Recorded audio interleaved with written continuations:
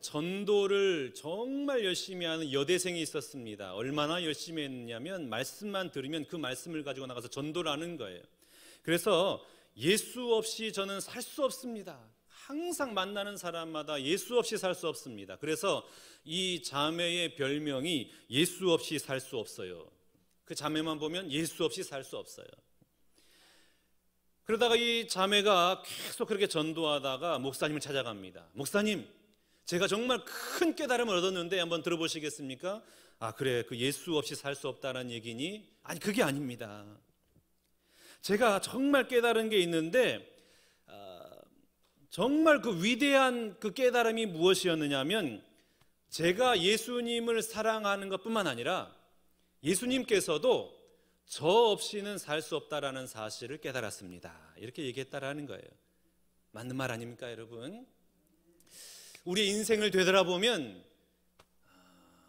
우리도 예수님을 사랑하지만 정말 예수님께서 우리의 삶의 현장에 찾아오셔서 사랑하시고 우리의 삶을 인도해 주셨다라는 그것을 우리가 깨달을 수가 있습니다.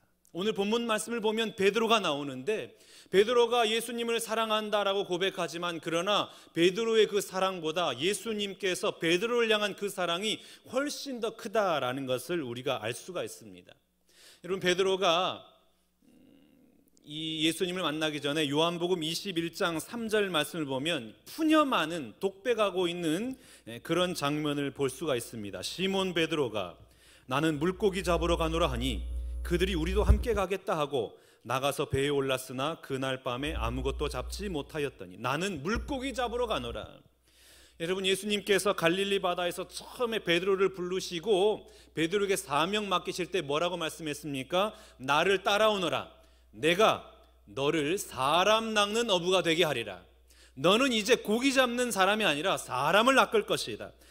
이 땅에 있는 사람들을 하나님 나라 백성으로 변화시키는 그 사명을 감당하도록 하여라. 그래서 베드로가 그물을 버려두고 예수님과 함께 살아가면서 하나님 나라를 위해서 그렇게 충성했지 않았습니까? 그런데 이제 그런 예수님을 배신하고 나는 이제 다시 물고기 잡으러 가겠노라. 지금 이 고백을 하고 있는 것입니다. 맞아, 나는 고기잡이지. 송충이는 솔잎을 먹고 살아야지. 내가 무슨 내 주제에 무슨 한 자리 하겠다고. 그 예수님 따라다니면서 예수님 보좌 앉으면 옆에서 장관 자리 한번 해보겠다고 내가 무슨 그러한 소망을 가지고 그런 꿈을 꾸고 그 살았던 거. 나는 고기잡이로 태어났고 천상 고기잡이가 내 적성에 맞는 것 아니겠는가? 이제 나는 고기나 잡으러 가야겠네. 이렇게 말을 하니까 주변에 있는 다른 제자들은 그래, 맞아, 우리는 고기잡이지. 같이 고기를 잡으러 간 것입니다. 여러분, 이런 마음으로 고기를 잡으러 가니까 고기가 잡힐 일이 있어요?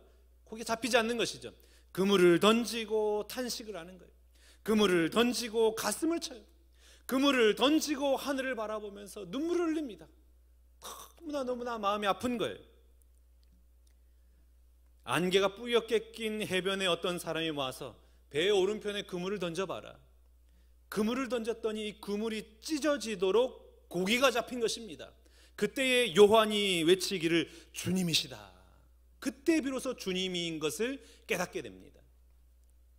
여러분, 제자들이 처음 주님 앞에 부름 받았을 때에 밤이 맞도록 그물을 던졌지만은 빈손이었잖아요. 배가 텅 비었었습니다. 그때 주님이 찾아오셔서 그들에게 은혜 베푸셔서 그 빈 배를 고기로 가득 채워주지 않았습니까? 부활한 이후에 동일하게 주님이 이 제자들을 찾아오셔서 그 빈 배인 제자들의 배에 가득 넘쳐나는 고기로 채워주셨다라는 것입니다. 여러분, 오늘 주님께서 우리에게 찾아오시는 이유가 있습니다. 그것은 무엇이냐? 우리의 빈 배를 채워주시기 위하여 찾아오시는 것입니다. 나에게 있는 것을 뺏기 위해서, 나를 힘들게 하기 위해서 우리를 찾아오시는 분이 아니십니다. 요한복음 10장 10절 말씀을 봐볼까요? 도둑이 오는 것은 도둑질하고 죽이고 멸망시키려는 것뿐이요 내가 온 것은 양으로 생명을 얻게 하고 더 풍성히 얻게 하려는 것이라. 아멘. 주님이 오신 것은 풍성히 얻게 하려고 우리에게 오셨다라는 것입니다. 오늘 주님께서 절망과 탄식으로 이 자조 섞인 푸념을 늘어놓고 있는 베드로에게 찾아오셔서 그 공허한 마음, 그 텅 빈 마음에 사랑으로 가득 채워주시기 위하여 다시금 찾아오신 것입니다. 사랑하는 여러분, 혹 우리 가운데 실패로 인해서 한탄하고 낙심하고 혹시 푸념을 늘어놓고 있는 분 계십니까?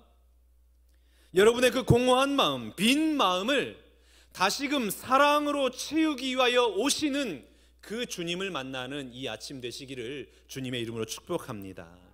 혹시 지난 한 주간 동안에 나 자신에 대해서 실망했거나 가족에게 실망을 시켰거나 직장 사람, 믿음의 식구들을 실망시켰더라도 우리 하나님께서는 이 시간 여러분 찾아오셔서 응답해 주시고 용서해 주시고 받아주시고 은총을 베풀어 주시는 하나님이심을 믿으시기 바랍니다.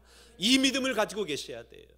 이 믿음을 가지고 주님 앞에 나아갈 때에 베드로를 만나 주셔서 그 마음을 위로하시고 사랑으로 채우셨던 그 주님의 동일한 은혜가 우리의 모든 삶의 현장 가운데 임하여 주실 줄로 믿습니다. 예수님께서 제자들과 조반을 드신 이후에 베드로를 따로 불렀습니다. 그리고 이 베드로에게 동일한 질문을 3번 하십니다. 그 질문이 무엇이었어요? 요한의 아들 시몬아, 내가 이 사람들보다 나를 더 사랑하느냐? 차라리 이 배신한 자신을 향하여서 이런 배은망덕한 놈을 봤나? 네가 살려고 나를 배신해? 그러고도 네가 잘 살 줄 알았느냐? 이런 못난 놈 같으니라고. 이렇게 책망하고 꾸짖었더라면 베드로의 마음이 좀 괜찮았을지도 몰라요. 그런데 이 베드로 배신자 베드로를 찾아와서 네가 나를 사랑하느냐 하니까 마음이 너무나 무거운 것입니다. 더군다나 과거에 자신이 내뱉었던 말이 자꾸만 생각이 나는 거예요.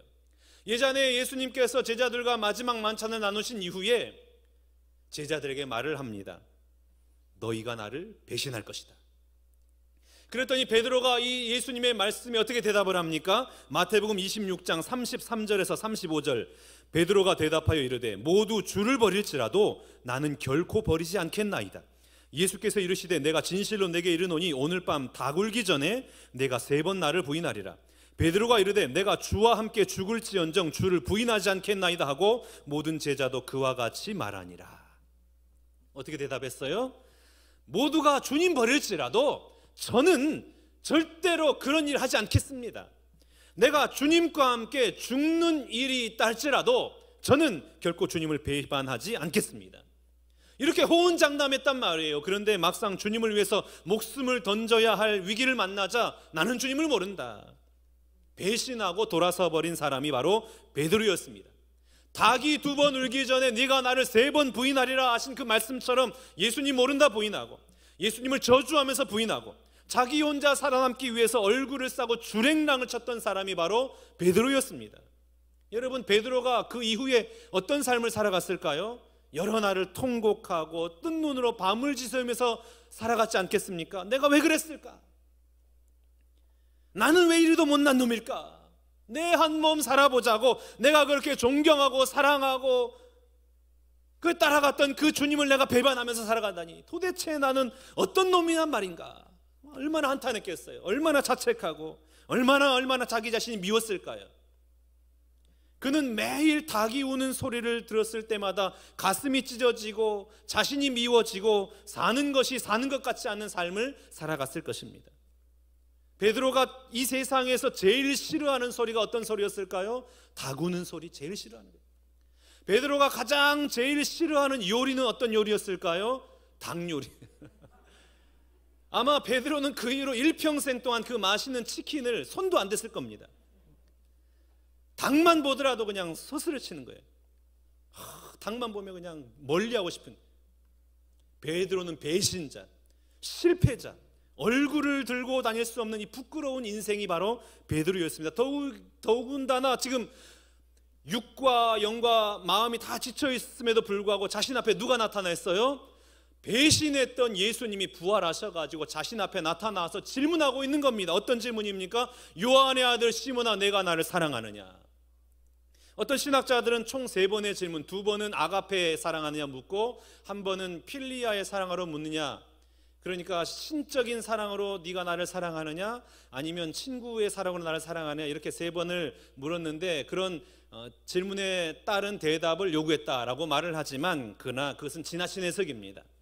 우리가 요한복음을 보면 아가페를 사용했다가 필리아를 사용했다가 하는 것을 우리가 발견하게 돼요. 특별히 요한복음 3장 35절 말씀 보면 아버지께서 아들을 사랑하사 만물을 다 그의 손에 주셨으니, 여기서 말하는 사랑은 아가페 사랑이에요. 아가페 사랑, 신적인 사랑. 그런데 이어서 5장 20절 말씀, 아버지께서 아들을 사랑하사 자기가 행하시는 것을 다 아들에게 보이시고, 여기서 말하는 사랑은 필리아예요. 그러니까 아가페를 사용했다가도 또 필리아를 사용했다가 동일한 단어임에도 불구하고, 그러니까 오늘 예수님께서 베드로에게 물었던 것, 신적인 사랑은 묻느냐 뭐 친구의 사랑은 묻느냐, 이게 아니에요. 핵심은 하나입니다. 네가 정말 나를 사랑하느냐, 이 질문이에요. 여러분, 예전 같았으면 베드로가 어떻게 대답했을까요? 주님, 그걸 질문이라고 하세요? 저 베드로예요. 저 주님 위해서 목숨까지도 바칠 수 있는 베드로입니다. 그 질문 같은 질문을 하세요.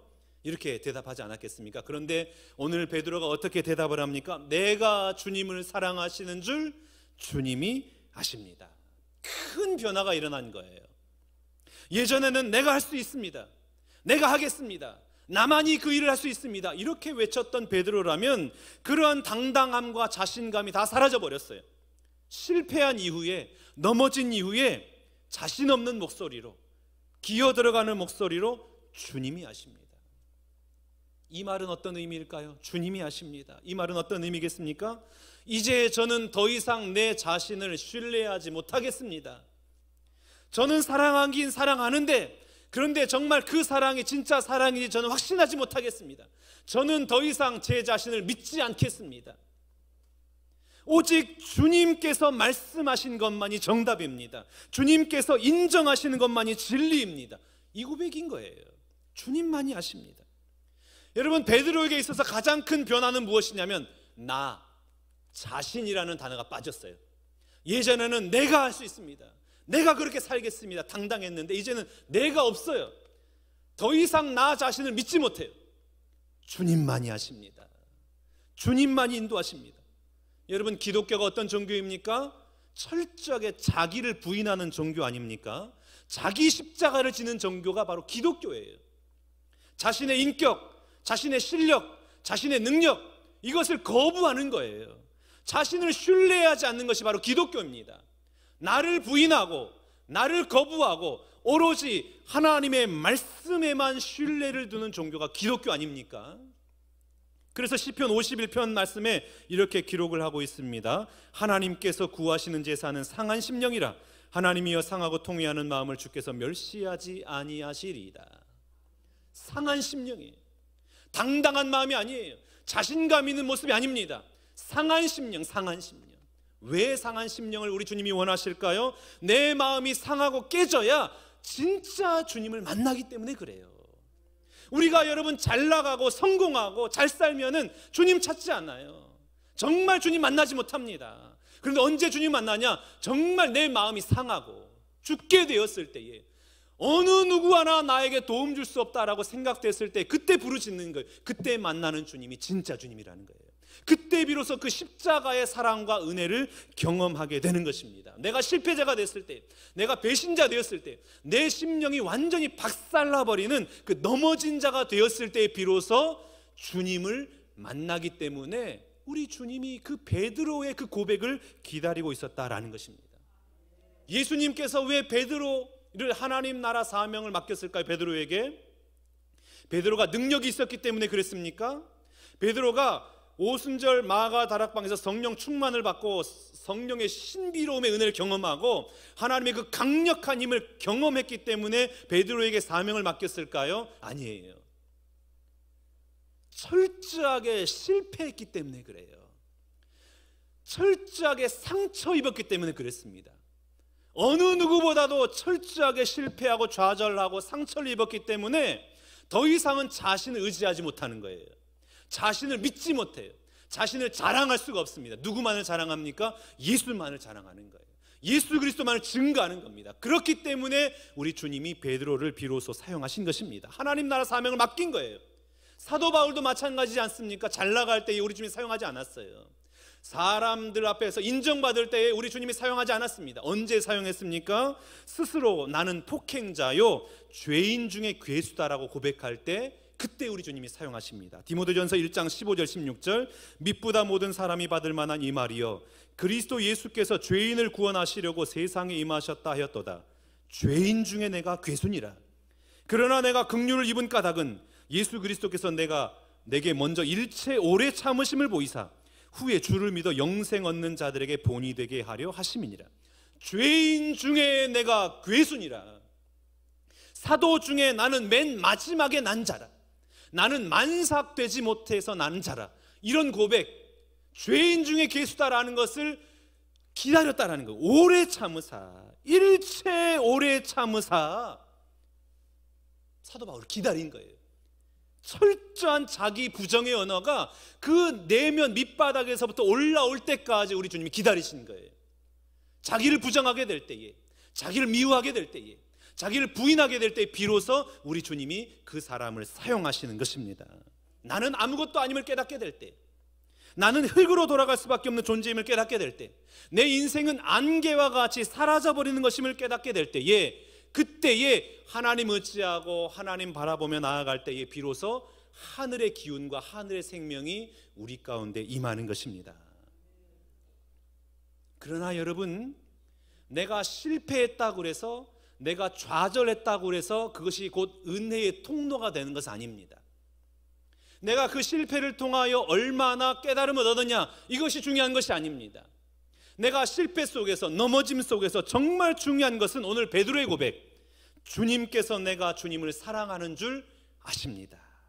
이 고백이 나의 고백이 되어졌을 때에 우리가 하나님의 위대한 사람으로 사용되어지는 줄로 믿습니다. 오늘 17절 말씀 봐볼까요? 세 번째 이르시되 요한의 아들 시몬아 내가 나를 사랑하느냐 하시니 주께서 세 번째 내가 나를 사랑하느냐 하심으로 베드로가 근심하여 이르되 주님 모든 것을 아시오매 내가 주님을 사랑하는 줄을 주님께서 아시나이다. 예수께서 이르시되 내 양을 먹이라. 근심했다 그랬잖아요. 세 번 물론 참 우리 주님도 참 그러세요. 세 번 부인했다고 또 세 번 묻잖아요. 짓궂으셔요. 그러니까 근심했다 그랬잖아요. 근심했다, 고통스러워했다, 슬퍼했다, 가책을 받다. 근심스러워서 너무나 괴롭게 한 겁니다. 그런데 우리 주님이 베드로에게 그렇게 묻는 것은 베드로를 괴롭게 하기 위함이 아니었습니다. 네가 나를 사랑하느냐 세 번 물으신 것은 주님이 아십니다. 이 고백 듣기 위함이에요. 더 이상 나 자신을 신뢰하지 않겠습니다.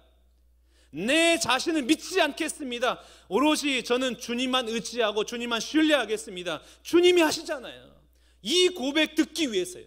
이 고백이 나오는 순간 수많은 실패와 쓰라림에서 벗어나게 되는 것입니다. 내가 주님을 사랑합니다도 아니에요.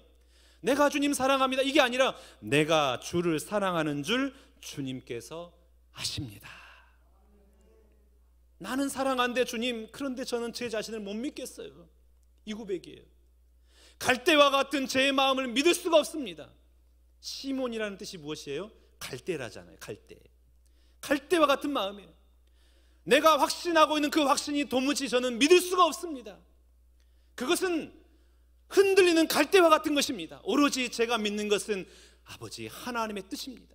주님의 인정하심입니다. 주님이 인도하시는 것입니다. 그러니 주여 그저 저를 사용하여 주옵소서. 주님 다스려 주옵소서. 이런 믿음의 고백이 나올 때까지 우리 주님이 기다리신 거예요. 이 고백이 고백되어졌을 때에 우리 주님이 베드로에게 말씀하십니다. 어떻게 말씀하십니까? 내 어린 양을 먹이라. 내 양을 치라. 내 양을 먹이라. 당신의 일을 맡기시는 거예요. 하나님 나라 사명을 맡겨주신 것입니다. 베드로가 주님을 위해서 죽을 수 있는 것은 인간적인 열정으로 되지 않는다라는 것을 깨달은 것입니다. 오로지 하나님의 도우심으로만 주님을 위해서 살아갈 수 있다는 것을 깨닫고 주님만이 아십니다. 이 믿음의 고백을 지금 하고 있는 것입니다. 사랑하는 여러분, 우리가 이 땅을 살아가면서 수많은 실패를 경험을 합니다. 여러 사람들과의 관계 속에서 말할 수 없는 상처와 아픔을 경험하기도 합니다. 그리고 수많은 도전 앞에서 실패하고 그 실패로 말미암아 좌절하고 낙심하고 푸념을 늘어놓는 그러한 삶을 살아가기도 합니다. 그런데 여러분, 그 실패가, 그 넘어짐이 오히려 하나님의 은혜를 경험하는 지름길이 된다라는 사실을 꼭 기억하시기 바랍니다. 그 실패를 통하여, 그 좌절과 그 넘어짐을 통하여 더 이상 나 자신을 의지하지 않고 내 자신을 신뢰하지 않고 하나님만을 신뢰하겠습니다. 내가 주님만을 사랑하겠습니다. 주님 인도하심만을 따라가겠습니다. 이런 믿음의 고백이 나오게 될 때에 진짜 하나님의 은혜는 그때부터 우리 가운데 임하여 주시는 줄로 믿습니다. 우리 주님께서 내가 너무나 교만하기 때문에, 내 자아가 너무나 강하기 때문에, 내가 너무 나 자신을 자신하기 때문에 그 모든 그 힘이 빠지기를 지금 기다리고 계시는 것은 아닐까요? 주님, 저는 아무것도 할 수 없습니다. 모든 것을 다 주님 앞에 맡겨드립니다. 이 고백을 듣고자 지금 우리 주님은 우리를 기다리고 계시는 것은 아닐까요? 코로나가 지금 4차 대유행의 조짐을 보이고 있습니다. 지난 1년이 넘게 우리가 기도했잖아요. 하나님 자비를 베풀어 주옵소서, 은혜를 베풀어 주옵소서. 그럼에도 불구하고 여전히 코로나가 우리 주변에 맴돌고 있습니다. 왜 그럴까요? 우리가 더 겸손해지기를 바라는 하나님의 마음은 아닐까요? 하늘 높은 줄 모르고 높아져 버린 우리의 교만을 더 철저하게 회개하라는 그 하나님의 기다림은 아닐까요? 우리가 모든 것을 정복할 수 있다, 우리는 할 수 있다, 이겨낼 수 있다라는 이 자신감, 이 당당함, 이것들을 다 내려놓고 하나님, 우리는 아무것도 할 수 없습니다. 우리는 더 이상 우리 자신을 믿을 수가 없습니다. 하나님만이 하실 수 있습니다라는 이 고백을 우리 주님이 기다리고 계시는 것은 아닐까요? 넘어진 자의 모습으로, 실패자의 모습으로 겸손하게 하나님 앞에 나와 무릎 꿇기를 원하시는 그 아버지 하나님의 마음이 지금 우리 가운데 전달될 수 있기를 원합니다. 여러분, 내가 살아서는 하나님의 은혜를 경험하지 못하는 것입니다. 나의 교만과 나의 혈기와 나의 경험과 나의 자아가 여전히 살아있으면 우리 주님의 은혜를 경험하지 못하는 것입니다. 사랑하는 여러분, 부활절 두 번째 주일을 보내고 있는 이때에 여러분의 그 육체의 정욕과 모든 교만을 십자가에 다시 한번 못 박으시기를 바랍니다. 그리고 예수님과 함께 신령한 몸으로 부활하시기를 축복합니다. 다시 살아나야 되는 거예요. 패배자로, 실패자로, 넘어진 자로 다시금 일어나야 되는 것입니다. 하나님 앞에 당당하게 나아가서는 하나님의 은혜를 경험하지 못해요. 우리가 철저하게 낮은 베드로의 그 신앙 고백처럼 주님이 아십니다. 내가 주님을 사랑하는 줄 주께서 아십니다. 저는 더 이상 저를 신뢰하지 않겠습니다. 더 이상 믿지 않겠습니다. 자만하지 않겠습니다. 나의 경험과 지식과 능력을 신뢰하지 않겠습니다. 그러니 주님이 내 인생을 책임져 주시고 내 인생을 인도하여 주옵소서. 이러한 신앙의 고백으로 우리의 모든 생을 맡겨드리오니 주여 내 삶의 현장에 찾아오셔서 은혜를 베풀어 주옵소서. 이런 믿음의 고백으로 나아갈 때에 오늘 실패자요, 패배자요, 넘어진 자였던 베드로를 들어 사용하셨던 주님께서 오늘 우리 역시도 들어 사용하셔서 위대한 하나님의 사역자로 이 땅 가운데 사용하여 주실 줄로 믿습니다. 이 놀라운 은혜를 경험하는 이 한 주간 되시기를 주님의 이름으로 축원합니다.